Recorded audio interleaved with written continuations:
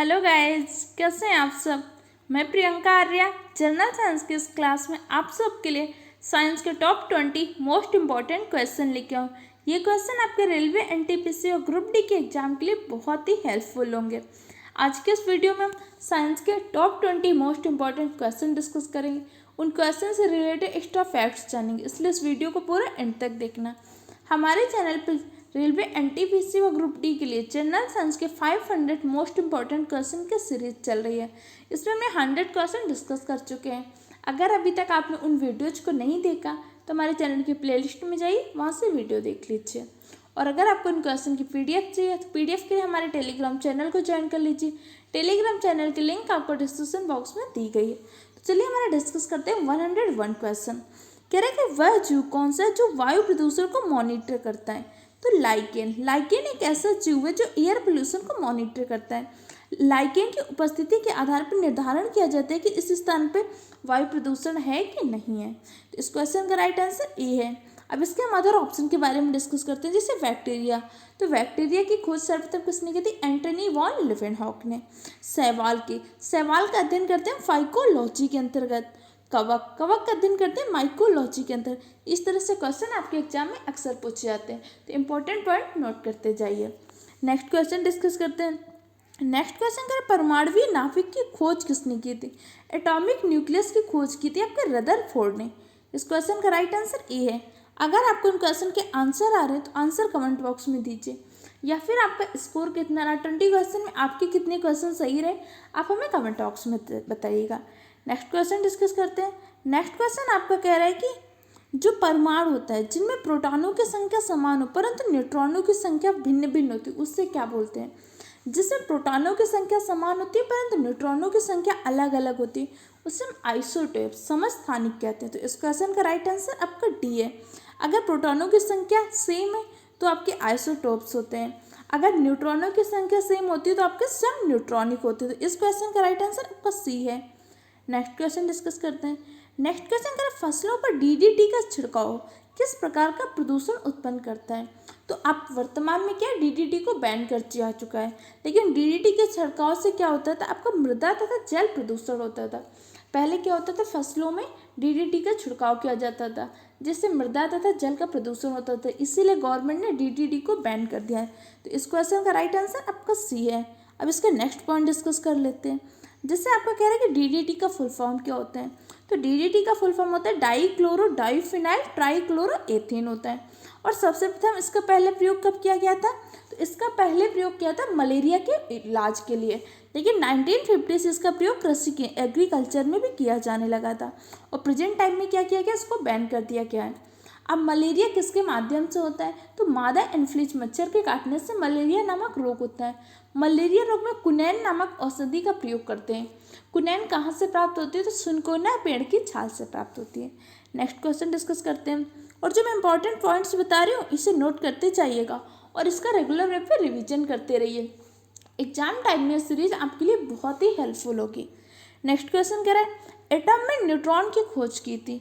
तो न्यूट्रॉन की खोज की थी आपके चैडविक ने। इस क्वेश्चन का राइट आंसर आपका बी है। न्यूट्रॉन कहाँ पे पाया जाता है? तो न्यूट्रॉन किसी भी एटम के नाभिक में पाया जाता है। न्यूट्रॉन के साथ में और कौन सा पाया जाता है? तो न्यूट्रॉन के साथ में प्रोटॉन पाया जाता है। प्रोटॉन में कौन सा आवेश होता है? तो प्रोटॉन में धनावेश होता है, जबकि आपके न्यूट्रॉन में किसी भी प्रकार का आवेश नहीं होता, न्यूट्रॉन में शून्य होता है। और इलेक्ट्रॉन में ऋणावेश होता है। प्रोटॉन व न्यूट्रॉन नाभिक के अंदर पाए जाते हैं, जबकि इलेक्ट्रॉन नाभिक के बाहर वृत्ताकार कक्षाओं में चक्कर लगाता है। इस क्वेश्चन का राइट आंसर बी है। नेक्स्ट पॉइंट डिस्कस करते हैं। नेक्स्ट पॉइंट कह रहे हैं, चूना पत्थर का रासायनिक नाम क्या है? चूना पत्थर जिसे लाइम स्टोन भी कहते हैं, तो इसका केमिकल नेम क्या है? तो चूना पत्थर का केमिकल नेम आपका क्या है? Calcium carbonate. तो इस क्वेश्चन का राइट आंसर ए है। इसके अलावा कैल्शियम कार्बोनेट का फार्मूला क्या होता है? कई बार इस तरह से आपके एग्जाम में क्वेश्चन पूछे जाते हैं। तो कैल्शियम कार्बोनेट का फार्मूला होता है आपका CaCO3। इंपॉर्टेंट पॉइंट नोट करते चाहिए। और अगर आपको वीडियो हेल्पफुल लग रहा है तो चैनल को सब्सक्राइब करिए, वीडियो को लाइक करिए। नेक्स्ट क्वेश्चन डिस्कस करते हैं। नेक्स्ट क्वेश्चन करें, सिगरेट लाइटर में निम्नलिखित में कौन सी गैस का प्रयोग करते हैं? तो सिगरेट लाइटर में ब्यूटेन का प्रयोग करते हैं। तो इस क्वेश्चन का राइट आंसर ए है। ब्यूटेन का केमिकल फार्मूला क्या होता है? C4H10, ये आपका ब्यूटेन का फार्मूला होता है। इसके अलावा जो ब्यूटेन और प्रोपेन इन दोनों का मिश्रण होता है उसका हम प्रयोग करते हैं एलपीजी में।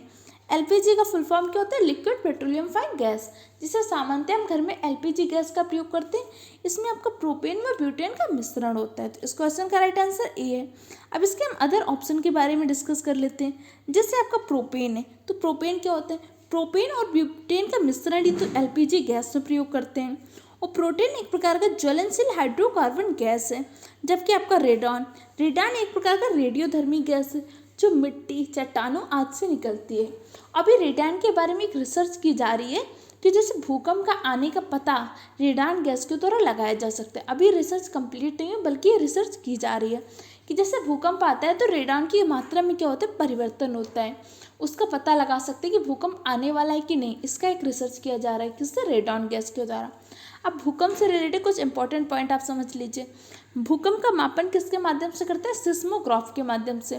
किस स्केल पर मापते हैं? तो रिएक्टर स्केल पर मापते हैं। नेक्स्ट क्वेश्चन डिस्कस करते हैं। नेक्स्ट क्वेश्चन कह रहा है कि ट्रांसफार्मर प्रयुक्त होते हैं। ट्रांसफार्मर का प्रयोग करते हैं किस धारा में करते हैं? तो सबसे पहले किस में करते हैं? एसी वोल्टेज में करते हैं। और ट्रांसफार्मर के माध्यम से वोल्टेज को कम या ज़्यादा करते हैं। इस क्वेश्चन का राइट आंसर आपका सी है, डी है। नेक्स्ट क्वेश्चन डिस्कस करते हैं। नेक्स्ट क्वेश्चन कह रहा है कि माँ और शिशु के बीच गले लगाना वत्सल किस हार्मोन के कारण होता है? माँ और उसके बेबी के बीच में जो बॉन्ड होता है, जो प्यार होता है, किसके कारण होता है? तो उसके लिए एक हार्मोन उत्तरदायी होते हैं, ऑक्सीटोसिन। इस क्वेश्चन का राइट आंसर डी है। ऑक्सीटोसिन हार्मोन को दुग्ध हार्मोन भी कहते हैं। जब कोई भी माँ होती है अपने बेबी को फीड कराती है तो उसमें जो दुग्ध का स्रावण होता है ऑक्सीटोसिन हार्मोन के द्वारा होता है। इस क्वेश्चन का राइट आंसर डी है। अब इसका अगला ऑप्शन दीजिए इंसुलिन। ये आपके लिए एग्जाम के लिए बहुत ही हेल्पफुल है। इंसुलिन का स्रावण कहाँ से होता है? तो अग्नाशय के लैंगरहिंस के द्वीपकों में बीटा कोशिका से।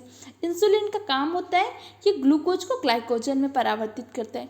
इंसुलिन के अल्प स्रावण से व्यक्ति के शरीर में ग्लूकोज की मात्रा बढ़ने लगती है, जिससे व्यक्ति को डायबिटीज या मधुमेह नामक रोग हो जाता है। प्राकृतिक रूप से इंसुलिन डहलिया के जड़ों में पाया जाता है। तो सारे इंपॉर्टेंट पॉइंट नोट करते जाइएगा। और नेक्स्ट क्वेश्चन डिस्कस करते हैं। और इन क्वेश्चन से आपको कितनी हेल्पफुल मिल रही है, इसका फीडबैक भी हमें कमेंट बॉक्स में दीजिए। कह रहा कांसा एक मिश्र धातु है, तो कांसा में किसका किसका मिश्रण होता है? कांसा में तांबा व टिन का मिश्रण होता है। तो इस क्वेश्चन का राइट आंसर आपका कौन सा हो जाएगा? ए। तांबा कितने परसेंटेज पाया जाता है और टिन कितने परसेंट पाया जाता है? तो आपका तांबा पाया जाता है 88%, जबकि आपका टिन पाया जाता है 12%। और सबसे पहले कांसे का प्रयोग किस सभ्यता में हुआ था? इस तरह से आपके जीके के क्वेश्चन भी बन सकते हैं। कांसा का सबसे पहले प्रयोग होता है हड़प्पा सभ्यता में, इसलिए हड़प्पा सभ्यता को कांस्य युगीन सभ्यता कहते हैं। नेक्स्ट क्वेश्चन डिस्कस करते हैं। नेक्स्ट क्वेश्चन कह रहे हैं कि फ्यूज का सिद्धांत है। जो घरों में हमारे फ्यूज वायर लगा होता है, ये किसका सिद्धांत पर काम करते हैं? तो आपका जो फ्यूज तार होता है वो विद्युत के ऊष्मीय प्रभाव पर काम करता है। तो इस क्वेश्चन का राइट आंसर सी है, क्योंकि जैसे क्या होता है कि आपका इलेक्ट्रिसिटी ज़्यादा पावर आ जाता है तो फ्यूज तार वहाँ से सप्लाई को कट कर देता है ना, तो विद्युत के ऊष्मीय प्रभाव पर आधारित होता है। और फ्यूज तार के लिए सामान्यतः किसका प्रयोग करते हैं? किस धातु के तार का प्रयोग करते हैं? तो फ्यूज तार के लिए सामान्यतः हम टिन का प्रयोग करते हैं, क्योंकि जिस धातु के तार का प्रयोग करते हैं उसके लिए उस धातु का प्रतिरोध ज़्यादा होना चाहिए, जबकि गलनांक कम हो। और ये गुण आपके किस में होता है? टिन में।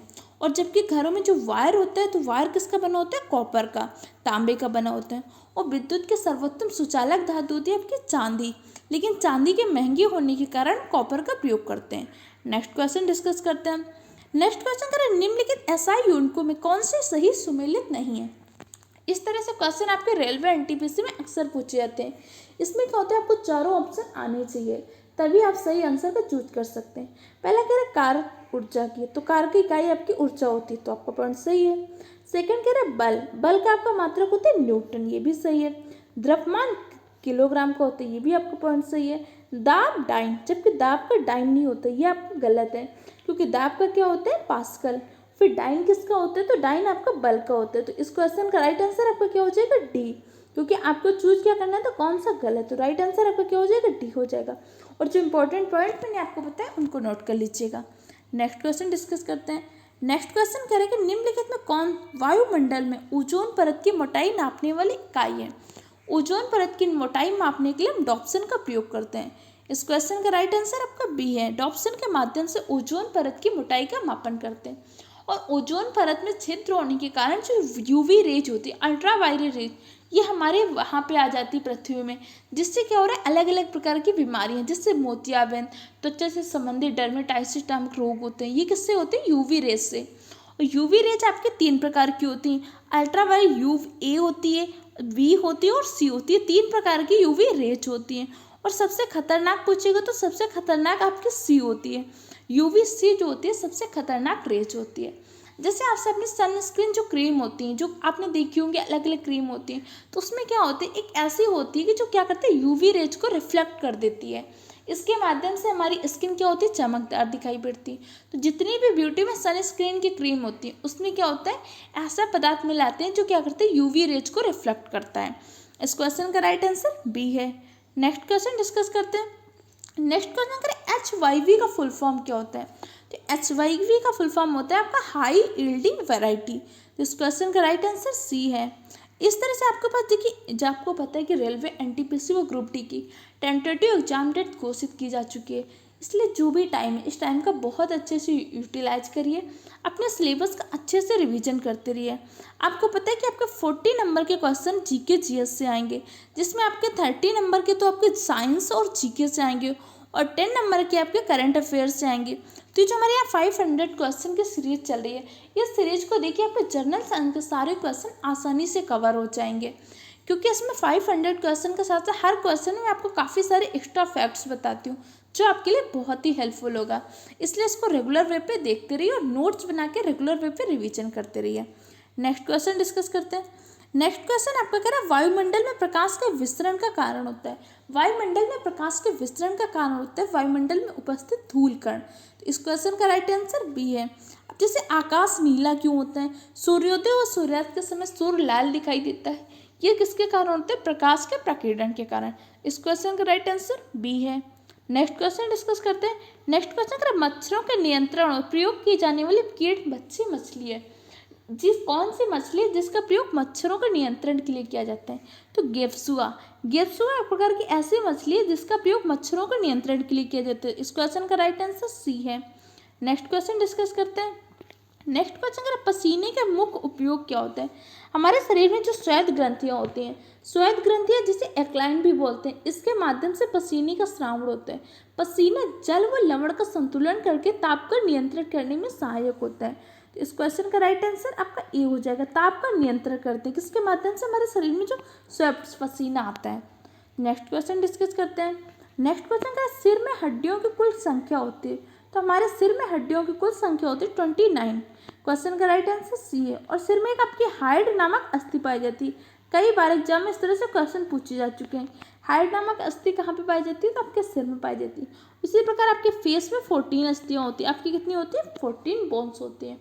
कार्टिलेज उपास्थि कहाँ पे पाई जाती है, इसका आंसर कमेंट बॉक्स में दीजिए। नेक्स्ट क्वेश्चन डिस्कस करते हैं। नेक्स्ट क्वेश्चन करें, निम्नलिखित में कौन सा विटामिन पानी में घुलनशील है।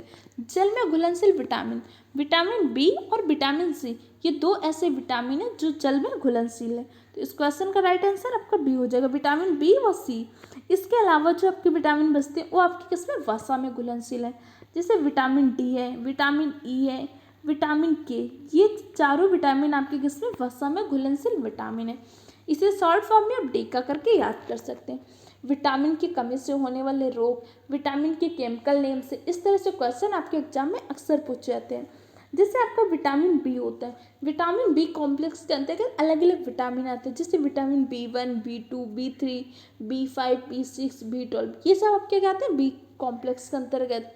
फिर इनकी कमी से कौन से रोग होते हैं, ऐसे क्वेश्चन अक्सर पूछे जाते हैं। जैसे आपका विटामिन ए, विटामिन ए का केमिकल नेम होता है आपका रेटिनॉल। और विटामिन ए की कमी से होने वाला रोग होता है, विटामिन ए की कमी से आपको रेटिनॉल हो जाता है। विटामिन बी के अंदर जैसे B1, विटामिन B1 की कमी से आपको कौन सा रोग होता है, बेरी। B1 का केमिकल नेम थायमीन होता है। B2 से का केमिकल नेम होता है राइबोफ्लेविन। B3 का केमिकल नेम पेंटाथोनिक। जैसे विटामिन बी सी आपकी क्या होती है, जल में घुलनशील होती है, ये आपको याद रखने। और DE क्या होता है, आपके वसा में घुलनशील। जैसे आपका विटामिन ई का केमिकल नेम क्या होता है, टोकोफेरॉल होता है। और जैसे विटामिन डी है, इसका नेम क्या होता है, कैल्सीफेरॉल। विटामिन ई की कमी से कौन सा रोग होता है, तो रिकेट्स हो जाता है। और विटामिन ई की कमी से जनन क्षमता में कमी आ जाती है। ऐसे इंपॉर्टेंट पॉइंट आपको याद रखने हैं। नेक्स्ट क्वेश्चन डिस्कस करते हैं हम। नेक्स्ट क्वेश्चन कह रहे हैं निम्नलिखित में कौन से सूक्ष्म जीव दूध से दही के निर्माण में सहायक होते हैं। दूध से दही के निर्माण में एक जीवाणु उपस्थित होता है, उसका नाम होता है लैक्टोबैसिलस नामक जीवाणु। इस क्वेश्चन का राइट आंसर डी है। और दूध से दही का निर्माण किस प्रक्रिया के द्वारा होता है? तो दूध से दही का निर्माण होता है किण्वन की प्रक्रिया के द्वारा। किण्वन की प्रक्रिया में दूध में उपस्थित लैक्टोज शर्करा किसमें परावर्तित होती है? तो लैक्टिक एसिड में। तो दूध में कौन सी शर्करा पाई जाती है? लैक्टोज शर्करा। दही में लैक्टिक एसिड पाया जाता है। और ये प्रक्रिया कौन सी होती है? ये प्रक्रिया होती है किण्वन की। और दूध में केसीन नामक प्रोटीन पाए जाते हैं। इस केसीन प्रोटीन के कारण दूध का रंग सफ़ेद होता है। इस तरह से आज हमने टॉप 20 इंपॉर्टेंट क्वेश्चन डिस्कस किए, उनसे रिलेटेड एक्स्ट्रा फैक्ट्स जानेंगे जो आपके लिए बहुत ही हेल्पफुल है। इसलिए इस वीडियो को पूरा देखिएगा, इसके नोट्स जरूर बना लीजिए और रेगुलर वे पे रिविजन करते रहिए। और अगर आपको पीडीएफ चाहिए तो हमारे टेलीग्राम चैनल को ज्वाइन कर लीजिए। वीडियो कैसा लगा इसका फीडबैक हमें कमेंट बॉक्स के द्वारा दीजिए और आपके कितने क्वेश्चन सही रहे इसका भी स्कोर बताइएगा। Okay friend, thank you for the watching my video.